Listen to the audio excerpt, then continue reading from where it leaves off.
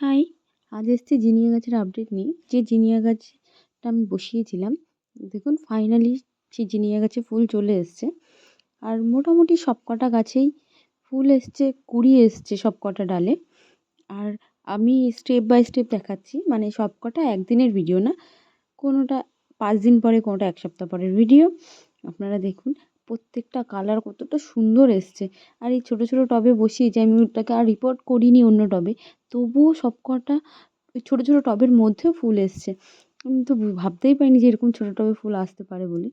আর junior সম্পর্কে সেরকম তো কোনো অভিজ্ঞতা ছিল না। তাই এবারে করলাম, নেক্সট টাইম আরও ভালোভাবে হবে। এবছর যেমন হয়েছে সেমন থাক, সামনের বারে আরও ভালোভাবেই করব।